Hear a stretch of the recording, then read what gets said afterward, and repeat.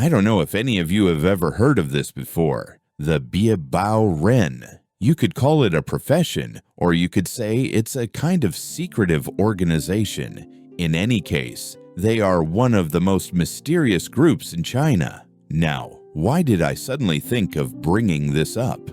Well, it was just 2 or 3 days ago when one of my senior brothers gave me a call. He asked me if I happened to know where to find a Biebaoren. At the time, let alone knowing where to find one, I had never even heard of such a person before. So I started asking around some folks in the same trade, but most of them were just like me, had absolutely no clue what a Biebaoren was. Only a few older folks, the ones up in years, seemed to know a thing or two. Turns out the Biebaoren are actually a group of people who roam deep in the mountains, searching for rare treasures and heavenly artifacts hidden by nature. The Biebaoren are often confused with tomb raiders, but truth be told, they're not in the same business at all. Not even close. Now, the rules of the Biebaoren, let me tell you, are downright strange. Almost like that golden headband spell they put on Monkey King. They've got 3 iron laws, and they hold to them like life itself. First, never go to the skies. Second, never go into the water. Third, never rob tombs. The first 2 are easy enough to understand. Never go to the skies means don't climb those sheer death cliffs that rise above the clouds. Never go into the water means don't dive into some Dragon King's temple pond looking for sunken treasures. But then you might ask, hey, isn't tomb robbing a faster way to make money? Why don't they do that? See, that's where the Biebaoren are different. They draw upon the spiritual essence of heaven and earth, gather the pure energies of the sun and moon. What they seek is clean, no karmic entanglements. Now think about it. Which burial item in a tomb doesn't have an owner? Every last one of them is tied to someone's fate. If you take those things, you're shouldering a debt from the underworld. What happens if that debt comes back to bite you? What if your own family's ancestral grave starts smoking with black mist? Then what? Why do people always mix up the Biebaoren and the tomb raiders? Like I said just now, folks always confuse the Biebaoren with tomb raiders. But why is that? Well, it's because the work of a Biebaoren also involves Zunlong Dian Su, seeking the dragon's vein and pinpointing the vital spot. Now someone might jump in and say, hey, doesn't that sound exactly like tomb raiding? They both have to Zunlong Dian Zu, don't they? Sure, on the surface, it looks the same. But here's the thing. Just because you found the right spot doesn't mean there's a body buried there. How do you tell? Simple. Once you hit the spot, you dig out a scoop of dirt with a Luoyang shovel. Just one look at the soil quality, and you'll know. Buried or not.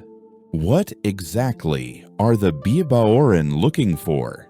As we just mentioned, the Biebaoren are a bunch of folks who specialize in searching for Tiankai Dibao, heaven-born treasures and earth-grown wonders deep in the mountains. Now, the moment you hear Tiankai Dibao, some of you might instantly think of the stuff from those fantasy novels. Like what? A bouncy, juicy 100-year-old mega mushroom, or maybe a 1,000-year-old pea shooter with built-in artillery.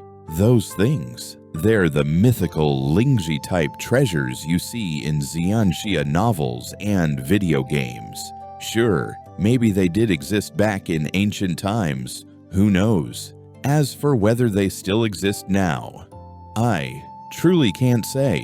But even if they do still exist, I'd wager they're probably rarer than a Far Eastern leopard. In plain terms, in modern times, even a Biebaoren would have a hard time finding one of those. So what counts as Tiankai Dibao in modern times? Now you might be wondering, in today's world, what exactly qualifies as Tiankai Dibao? Well, let me give you an example. Then you'll get the idea. Take Tai Sui, for instance, also known as the flesh Lingji. That's one of them. At this point, some of you might be shaking your heads. Tai Sui? That thing doesn't exist. Just some fantasy mumbo-jumbo from novels. No problem. If that's how you feel, just treat this as a fun little story. If it makes you smile, mission accomplished. But why do I say that? Because among the so-called Tiankai Dibao, there are even stranger things out there. Like what?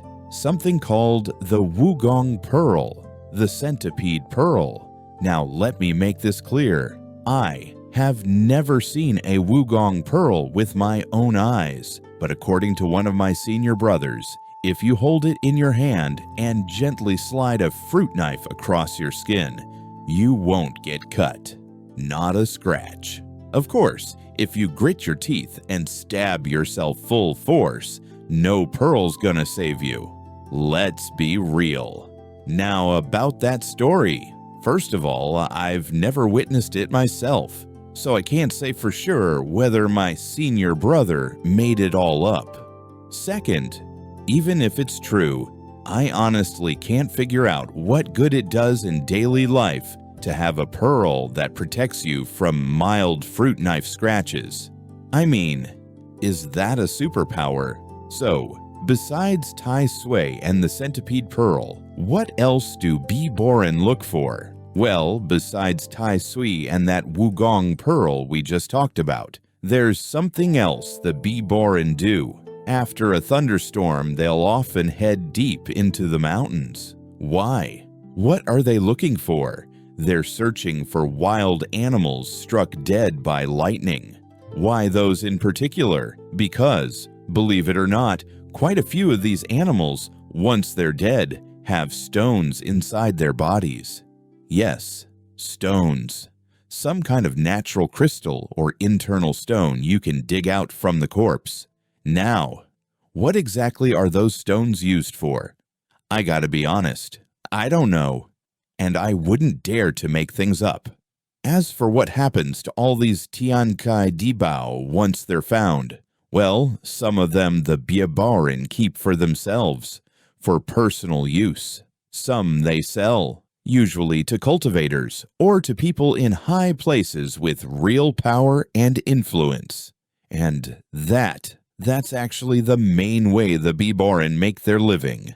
About those rules of the Biebaoren. Earlier, we talked about the Biebaoren and their 3 big taboos. Don't go to the skies, don't go into the water, and don't rob tombs. Now, some of my more well-informed brothers out there might be shaking their heads and saying, "Old Lee, you're talking nonsense. I know a few Biebaoren myself. None of them follow those taboos." Well, here's the thing. Rules are rules. Whether or not you choose to follow them, that's a whole different story.